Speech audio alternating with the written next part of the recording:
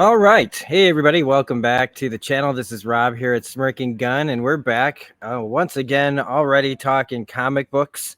And today, we're not talking X-Men or X-related books or Marvel, and barely even DC. This is a DC Black Label book, but like when I put it in my comic collection, I put it with all my independents because it feels like it stands apart from most things DC related. It almost makes me feel like maybe the only way they could get, like, was this part of the deal to get James the Fourth onto DC was to let him make this book? Because I just feel like this should have been like on his new thing or in Image or Boom or anywhere. I'm fine with whoever publishes it. It's not the DC thing. Again, it just doesn't feel like, Marvel doesn't come out with a book like this either. Okay. They'd throw somebody in there. So I got to give it up to DC for not making this like one of their characters or something like that, turning it into something else.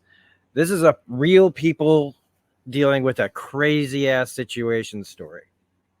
And back in June of 2021, when this first issue dropped and I read it, oh man, like the prior 2 or 3 years, I had been following like as many superhero books as I read.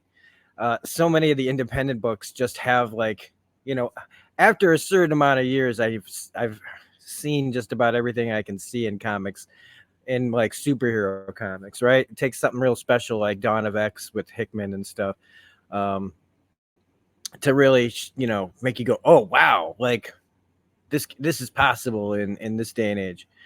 Um, but the independent books, man, just have solid stories that I can see being shows and movies, and they come alive in my head differently.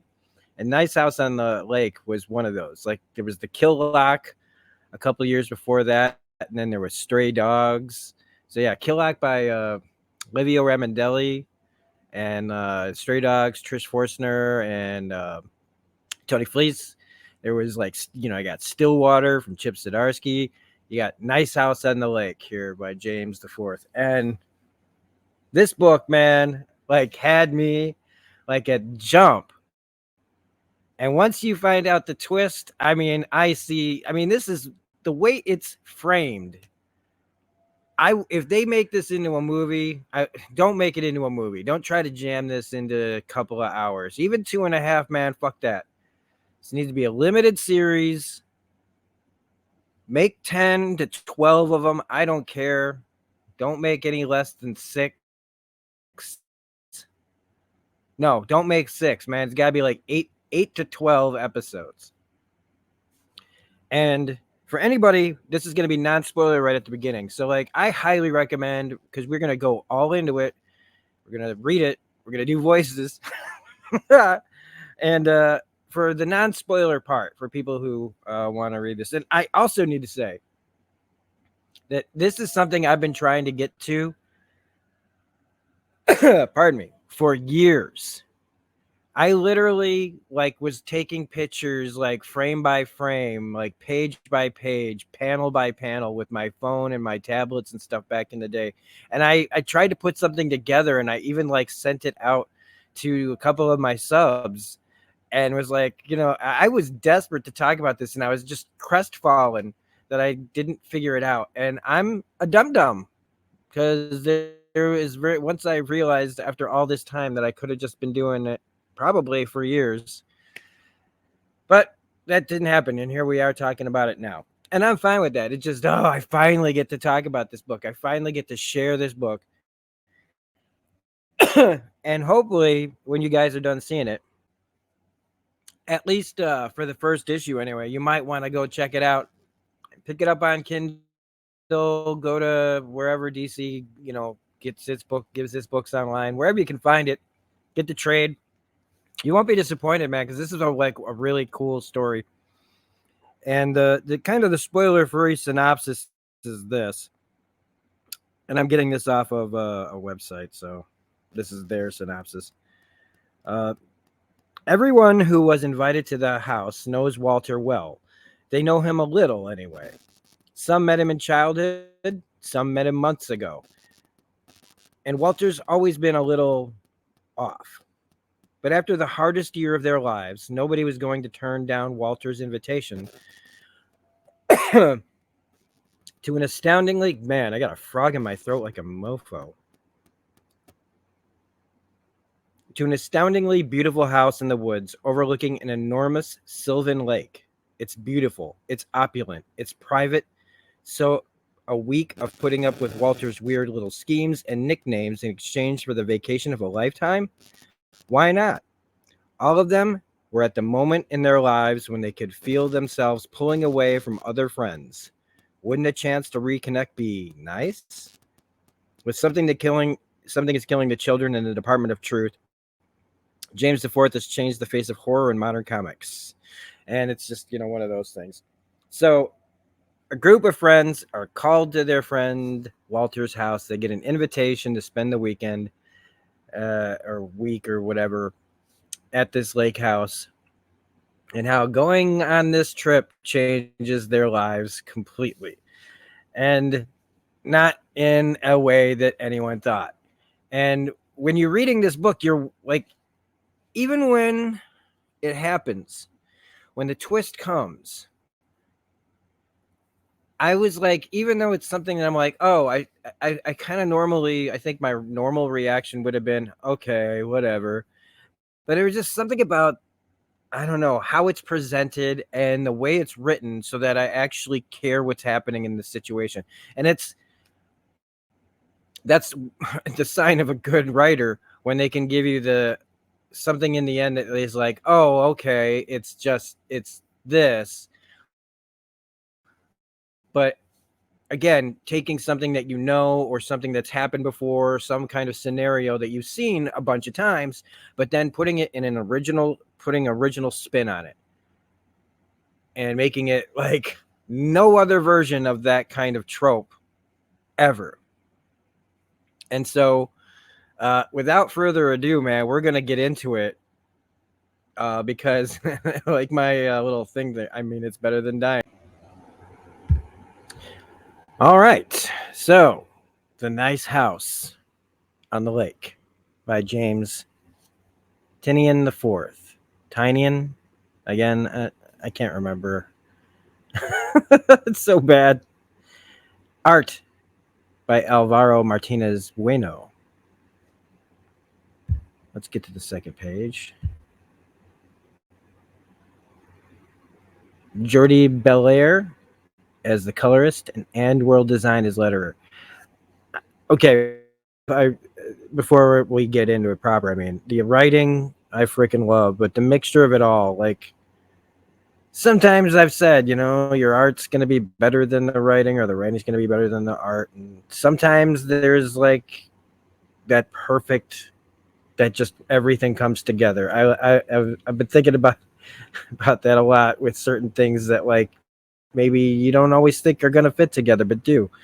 And with the art style and the specific color and the writing, it's just everything's here in this book. This again feels like a movie or a limited series, and I'm really excited to like go back into this book because it's just from jump, right?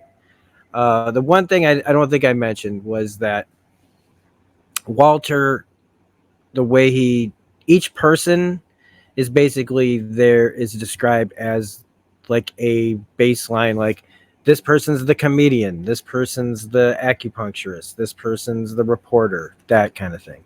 He knows, it's just, you'll see.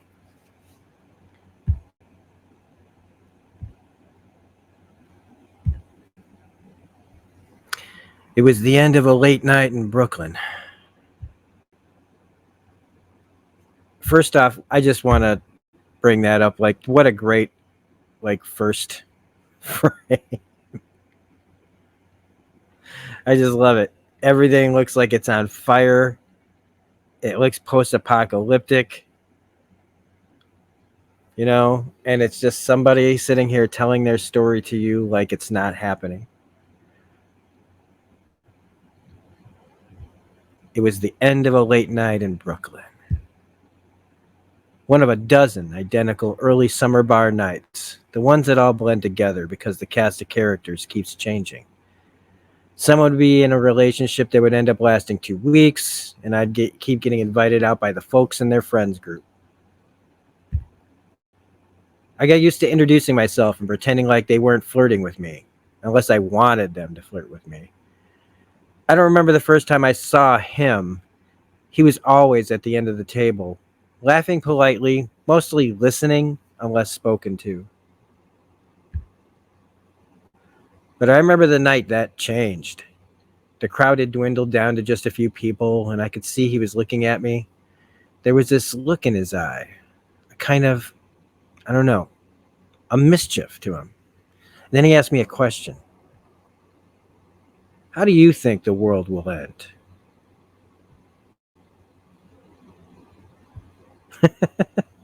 What? I'm sorry, is that too weird to ask? Oh, it's definitely fucking weird. Okay, we can talk about something else. No, fuck, you got me thinking. We operating on an ice and fire binary here? Do I need to bone up on my Robert Frost? As big or as small as you want, reference whatever poems you need to get the job done. How gentlemanly, letting me pick my own apocalypse. I am to please. Okay, look out at this bar and this city, this way of people dressing, and the way we talk and our dumb jobs and our dumb lives. I think this will end. It'll end slowly, though. It'll crack apart. Systems will break down because they always break down. America won't last forever because nothing does or ever will. I just love, yeah. And we'll think that's the end of the world. Like, while it's happening, that's what we'll call it. Thousands of years later, there will still be people. They'll just be, different. There's still going to be some weird hairless monkeys that think too much about everything, doing dumb shit and falling in love or whatever. Oh, fuck, I'm an optimist. Don't tell anyone. It'll ruin my whole fucking allure. What do you think? How do you think the world will end? I don't know. I'm still trying to decide. But it helps to talk about it, I think. We should continue this conversation sometime. That's how he'd refer to it. He'd text me and say, do you want to continue the conversation? We'd get drunk and watch a stupid movie and pretend like it was research. Now, again, I want to draw everybody's attention to forget about now, like, look at her present and what she's dressed like and everything that's going on. I just pay attention to that, I think. I just gotten out of a long relationship. He had feelings for me, I could tell, but he never made me feel uncomfortable. He was needy, maybe. But I had my art and my own friends. I like to go dancing. I even invited him once. But he just stood off to the side, watching everyone, watching me. And then the text would come. I've been thinking about our conversation, and then he'd give me some thoughts on nuclear war or Terminators or what have you. It was like that for a while. Long text chains and late nights. It was nice. But then it stopped, and I didn't realize for almost 2 years until I got the email. Look at this, man. I love it.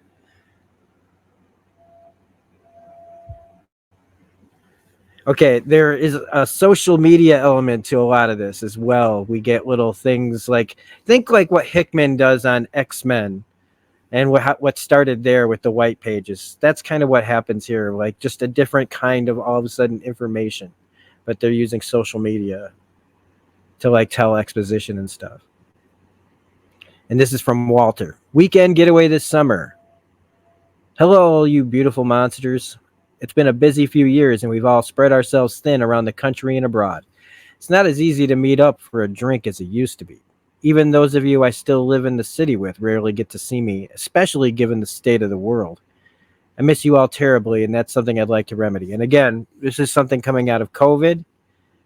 We were still in the midst of COVID when this came out. So a lot of stories got told that I think had a lot of influence on being isolated. A few days ago, a friend of my mom said that I could borrow his lake house in upstate Wisconsin for a week this summer, June 14th to the 20th. I've attached a few pictures and I would attach more, but they're honestly too beautiful and I think you'd all be convinced I'd made the whole thing up. But I promise you, this is important to me. This is why I've been texting you all mysteriously about your summer schedule and plans, so no pretending better to do. If you need help with travel, let me know. If you need to be strong armed into coming, let me know, and I'll unleash my very strong arms. I'll send a more detailed itinerary as we get closer. Walter.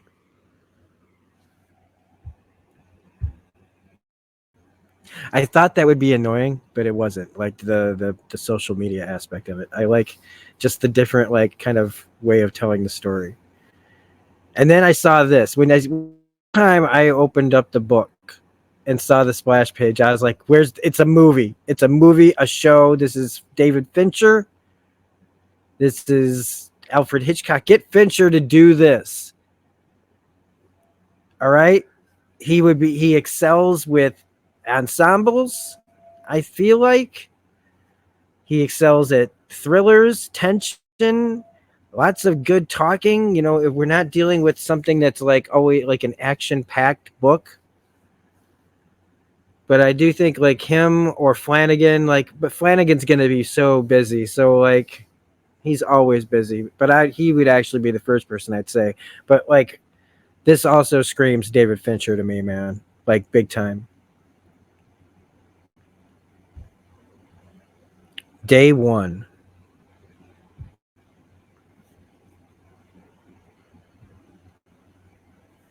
So like you see her in a mask now and she's in a mask earlier, like but in the future, right? Like she's wearing a mask for different reasons now.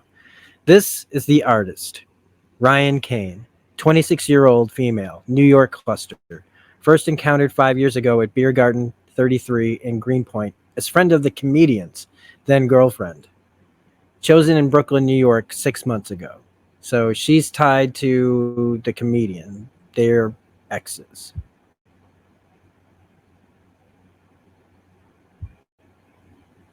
Hey, I know you. Oh God, he dragged you into this?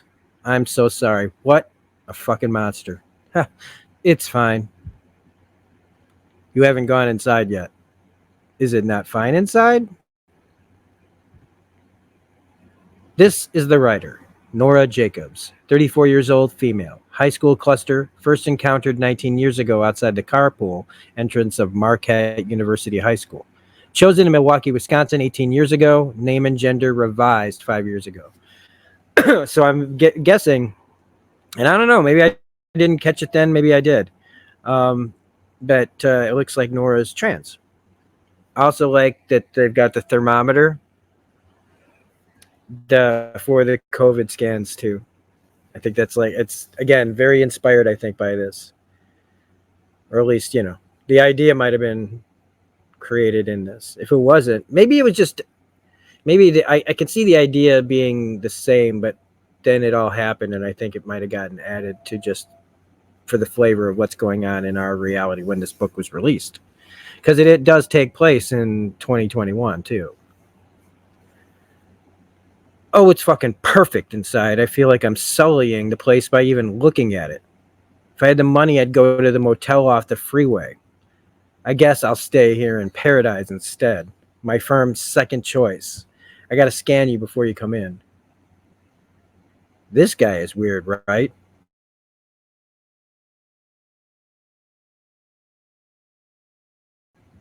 Talking.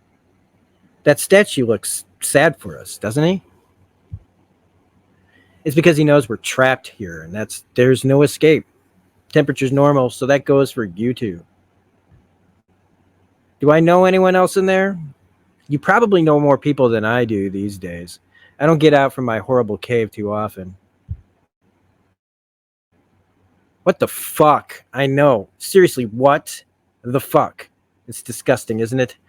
I want to throw up and die now. That is, I know this is a real place. I want to throw up and die now that I know this is a real place. Fix that in editing, motherfucker. No, I like my mistakes. I was looking for a TV downstairs and I found a fucking movie theater. Are the seats are all heated with built-in massagers. If you leave me alone in there, I think I'm going to have a continuous orgasm until you drag me away, sticky and horrible. I think this is heaven.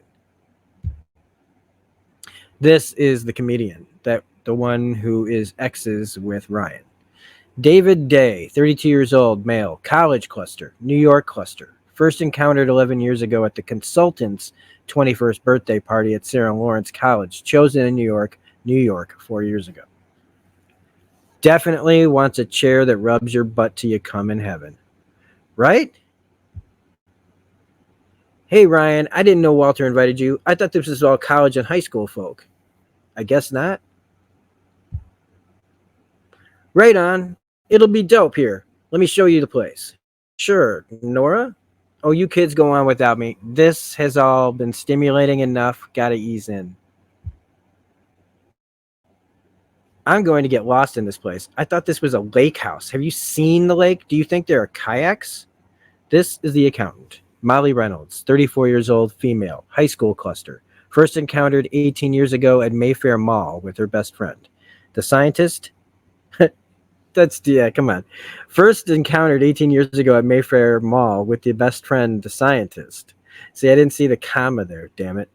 Chosen in Milwaukee, Wisconsin, 16 years ago. We can ask Walter when he gets here. I want to see if there's a bigger telescope than the one I packed. It's supposed to be clear skies all weekend. This is the scientist, Veronica Wright, 35 years old, female, high school cluster. First encountered 18 years ago at Marquette University High School, musical auditions.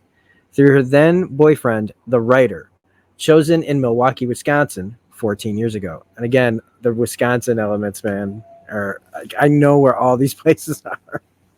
I don't mean Wisconsin. I mean like all the little things like Marquette and the different schools and towns and shit. But she's got a government link to NASA. Remember that. Oh, hey, Nora. Hey. Ryan, wait up. Oh, wow. Yeah, it's fucking wild. It's even more beautiful down by the water. This is the reporter, Sam Nguyen, 34 years old, male, high school cluster, New York cluster. First encountered 17 years ago as a friend of the painter in AP art room at Marquette University High School, chosen in Milwaukee, Wisconsin, 16 years ago. I didn't see a single other house out on the lake. I tried to look this place up on Zillow, but I couldn't get cell service down there. If anyone has cell service, I want to know what this house is worth and which billionaire owns it. This is the acupuncturist, Arturo Perez, 36 years old, male, New York cluster. First encountered 10 years ago at the reporter's 24th birthday party in Bedford-Stuyvesant. Chosen in Brooklyn, New York 1 year ago. Sam, I just want to know if we need to burn it down before we leave. We're not burning anything down. Wait, are you the artist? Fuck, is Reg not coming? Looks like he wasn't invited. I saw artist on the itinerary and I just assumed. I really wanted to catch up with him. Hey, sorry, I'm the worst. I'm Sam. I work at the Post. We have totally met before. Okay, yeah, I am definitely the worst. This is the consultant, Sarah Radnitz, 32 years old, female, college cluster, New York cluster. First encountered 12 years ago, smoking outside dormitory at St. Lawrence College. Chosen in Bronxville, New York, 12 years ago. Government link, Democratic National Committee. He seriously invited her? I thought that whole thing was over. I thought so too. I didn't think they were even talking anymore. So clearly Ryan shows up. Somebody else was supposed to be the artist. And now she's here and it's like friends picking friends, I guess, after breakups. God, I just love the pencils and just everything is just so raw, but like great at the same time. Hello, darling. Oh, hey, it's been ages. You look incredible. No, I look like somebody picked me off the bottom of a bus seat. You look stunning. This is the doctor, Naya Radia, 34 years old, female, New York cluster. First encountered 9 years ago in 14th Street apartment following date with the pianist. Chosen in New York 1 year ago. Hey Ryan, what's your mutant name? My what? The code name you'll use while protecting a society that hates and fears you. Very X-Men. This is the pianist, Rick McEwen, 34 years old, male, college cluster, New York cluster. First encountered 13 years ago in Sarah Lawrence College dining hall, chosen in Bronxville, New York 12 years ago. He's being stupid. I'm not being stupid. You're stupid. You got an itinerary with the stuff about the house in your room and all of that. Walter gave us all silly little names and little symbols. Oh yeah, the names. That's what he's talking about. Somebody's angry because they don't like their code name. I guess I'm the artist? Wait, you get a signal? Please pull up Zillow. Well, I guess you all found the place. This is Walter. Actually, let's drink him in for a second. Just take a look. He's just kind of, you know. Whoops. We don't need to go backwards. I'm glad you came. Now, who wants to test these steaks out on the grill? Okay, so this is another itinerary. This summer, Ryan, I'm so very glad you've agreed to come to the house this summer. It's been more difficult to nail everyone down than I expected. The house was meant to have room for 15, but we're down to 12 coming for the week. Disappointing, but I think the others will be more disappointed in the long run. Attached to this email, you'll find all the information you need to get to the house from the airport, which is simple enough. A driver will be waiting for you when you get off your flight. You'll also find a few helpful maps of the house and the grounds. I've created little name placards for everyone that will also be placed around the house.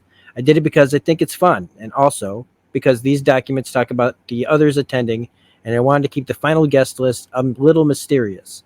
This was more a concern with my other friends, to keep them from asking around and looping in people who weren't invited. You are the artist. Over the course of your visit, you might find a few little treats labeled with your symbol that I know you'll appreciate. Most importantly, you'll find your symbol on your bedroom. You'll be sharing a room with the writer, who I promise you know and like. Please text if you have any questions or concerns, but I really couldn't be happier that you're going to make it. It wouldn't be the same without you. Walter.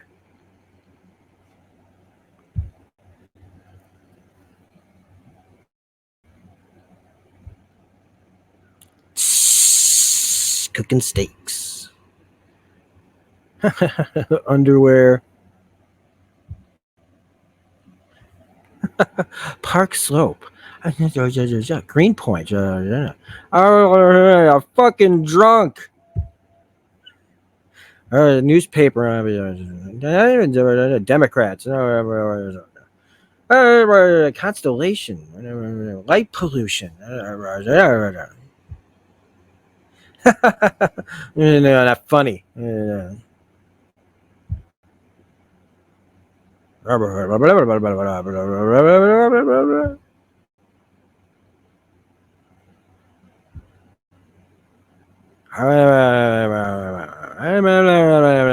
Being very feeling kind of outside of the loop.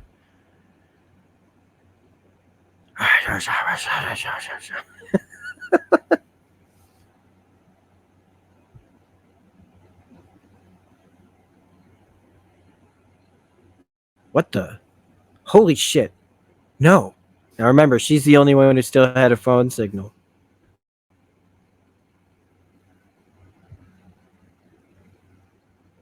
This is what she finds on her phone.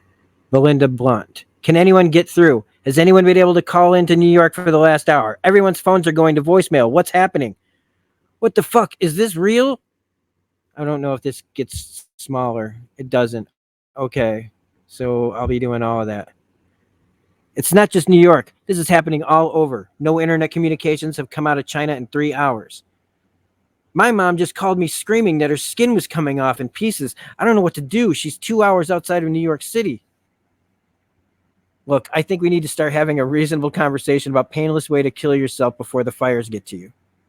Fuck, fuck, fuck, fuck, fuck, fuck, fuck, fuck.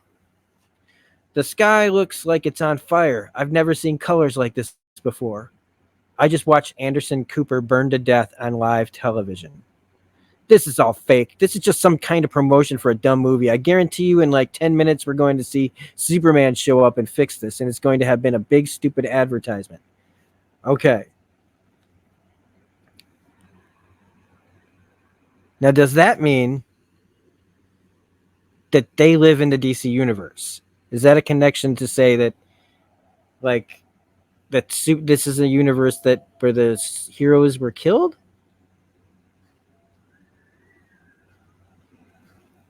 I mean, I don't know. When they talk about advertisement, maybe they mean it's a movie. I don't know. Nobody's asking for the heroes though in there, so maybe it's just about the movie. This was the last image on CNN before it went black. The whole place is on fire. Aaron Sumner says, "Goodbye, assholes." Malcolm Chamber at drstrange.foot. I can pull my skin off in sheets. It doesn't even hurt. It feels like pudding. My skin is sticking to the phone as I type this. Fuck. John Samuels at Watch for the Dip says, I thought there was supposed to be an air raid siren, something to warn us to take cover. Witchy Wilma says, wait, is this real? I'm not kidding. Somebody tell me this isn't real. The mayor of New York says, there is something in the sky behind the fire. Look behind the fire at the color that hurts your eyes. Matt K says, my ears just started bleeding and the sky just turned red outside my house. We're outside of Pittsburgh. I thought it was just happening in New York. Mimi in Westbourne says, I don't get it. Is this Russia? We don't get to see all of it, which is kind of cool. Mikey Michaels. My brother was on Twitch with me when whatever happened. CW melting eyeballs. Yes. The Grumpus. The president is already dead. There is no America left. Get underground. BBC breaking news. Firestorm of unknown origin destroying New York City. No response from Downing Street. Cole Turner. They fucking knew this was coming. They've been preparing for it for years. And Andre Patel says, don't pop the boils. It just makes it all worse. Oh, shit.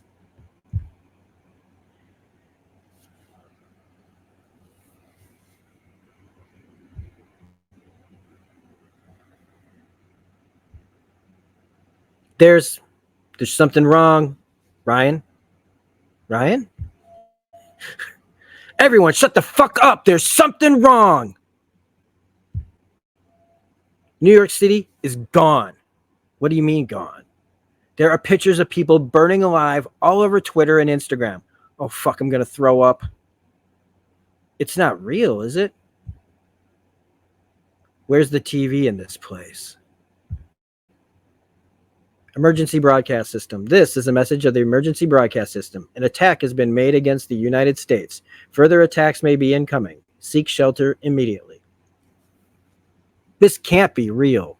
There has to be some kind of mistake. I need to call my sister. She's still in Brooklyn. Rick, please. There had to be some kind of sign before it happened. People had to get out. Okay, who drove here? I think our best course of action is to get down to Milwaukee. What if they attack Chicago too?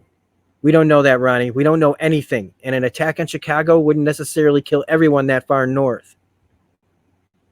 Sam's right. That makes sense. Everyone get their things and meet at the front door. We need better reception. We can figure out what's going on and what we can do about it.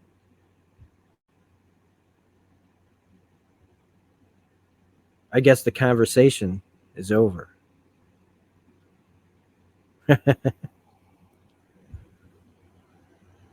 And that's Walter looking at her like, yep. You picked. What is she talking about, Walter? Just tell them. Don't pretend.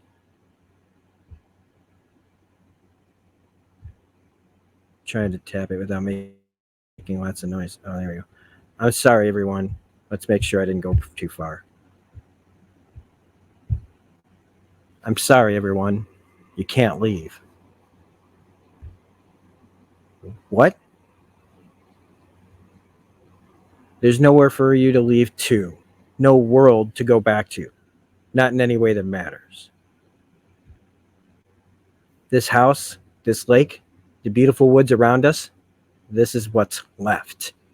The 7 billion people out there are dead, or they will be dead shortly. What the fuck are you talking about, Walter? This is why I brought you here. I wanted to save you from what my people were going to do to your planet. I'm not going to explain to you what I really am or why this was necessary. I'd rather you all think of me as the man you always knew me to be, your friend. That's why I arranged this, a corner of the world preserved for you to live out the rest of your lives in peace. You won't want for anything here. You have delicious food, alcohol, kayaks, boats, entertainment. You have this incredible house I built just for you, and you have each other. But you will never be able to leave.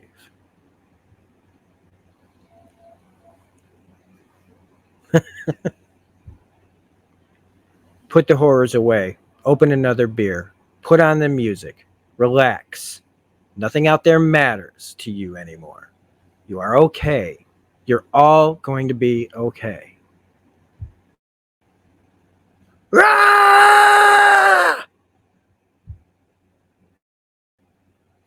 And then that happens.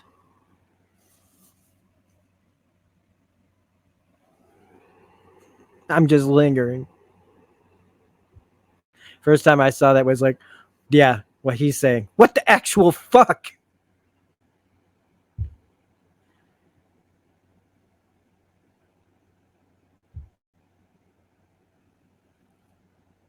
And then her arm is now getting weird as he motions it, and her hand explodes. But you can still see like the fingers and stuff. I know you're all hurting, but in time you'll see this was the right call. But I'll be back every now and then to toast to the old world. Until then, I hope you find it in you to enjoy yourselves. I love you all.